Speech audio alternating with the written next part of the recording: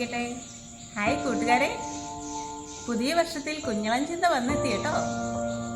ഈ കുഞ്ഞിളം ചിന്ത നമുക്കായി പങ്കുവയ്ക്കുന്നത് പേരാവൂർ മേജർ ആർക്കി എപ്പിസ്കോപ്പൽ ഇടവകയിലെ മിടുക്കിയായ മെലീസ അന്ന തുരുത്തിപ്പള്ളി ആണ്. കുട്ടികളെ, നമുക്ക് വളരെ ശ്രദ്ധയോടെ മെലീസയെ ശ്രവിക്കാം.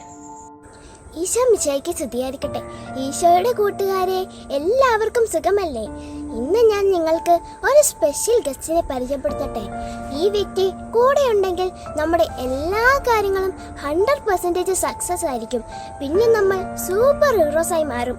നന്മയിൽ വളരാൻ, ഈശോയെ സ്നേഹിക്കാൻ, വിശുദ്ധരാകാൻ, നന്നായി പഠിക്കാൻ, എല്ലാത്തിലും കൂടെ നിന്ന് കട്ടയ്ക്ക് നിന്ന് സപ്പോർട്ട് ചെയ്യും.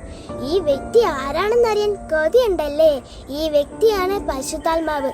തീയായും കാറ്റായും പ്രാവിന്റെ രൂപത്തിലുമെല്ലാം പ്രവർത്തിക്കുന്ന പരിശുദ്ധാത്മാവ് സർവശക്തനാണ്. നമ്മുടെ കൂടെ നടന്ന് നന്മയും തിന്മയും മനസ്സിലാക്കി തരികയും പഠിക്കാൻ പറ്റാത്ത സബ്ജക്റ്റ് കൂടെ ഇരുന്ന് പഠിപ്പിച്ചു തരികയും ചെയ്യും.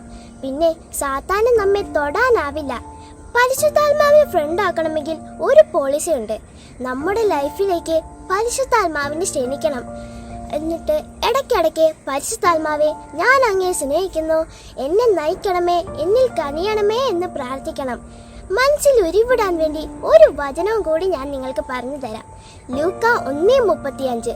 പരിശുദ്ധാത്മാവ് നിന്റെ മേൽ വരും, അത്യുന്നതന്റെ ശക്തി നിന്റെ മേൽ ആവസിക്കും. ഈ പുതുവർഷത്തിൽ നമുക്ക് എല്ലാവർക്കും പരിശുദ്ധാത്മാവിന്റെ സ്നേഹിതരാവാം. God bless you.